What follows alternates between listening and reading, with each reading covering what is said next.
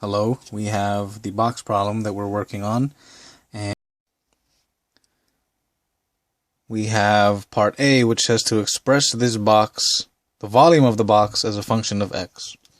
So we know that volume equals length times width times height. Now, this box, once folded up at these corners, will construct this box here, length, width, and height. So we know that our length is 20 centimeters across originally. However, we cut out this length x and this length x to give us a corner piece. So our new length in terms of x is 20 minus 2x.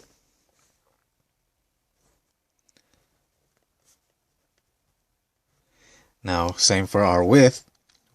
We start with originally 12 centimeters, and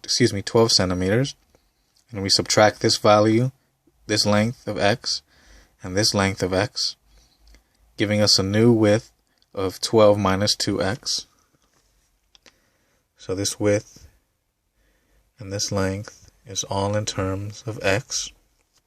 And our height, third dimension, is just the height of this x, whatever value x. Now simply multiply across all three terms to get the volume. And I have previously done these calculations. First, I've started with two terms, length and width, multiplied across, giving me 240 minus 24x minus 40x plus 4x squared.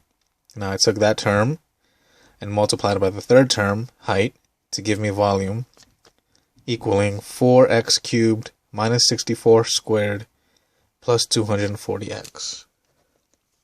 So to express our volume in terms of x, the expression would be 4x cubed minus 64x squared plus 240x.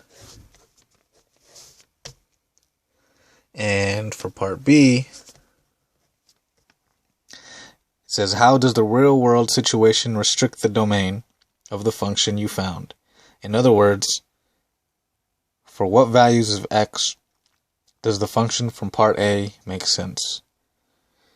Well, if we were to have a real, actual physical box in front of us, we would know that these the dimensions of the length, width, and height must have some sort of value. If the dimensions were to ever equal 0, that would be impossible because there would be nothing in front of us. Any box must have some sort of physical length greater than 0. So that's our first restriction for domain. X being length of dimensions. Now, first restriction is that it must be greater than 0. Second restriction, we look at this expression, 12 was our original width. However, we subtracted these two sides of x to make a corner piece, giving us the new expression 12 minus 2x as the width. And if we were to plug in 6 as a possible value for x, that would give us 12 minus 12 equaling 0, which we know is impossible in a real-world application.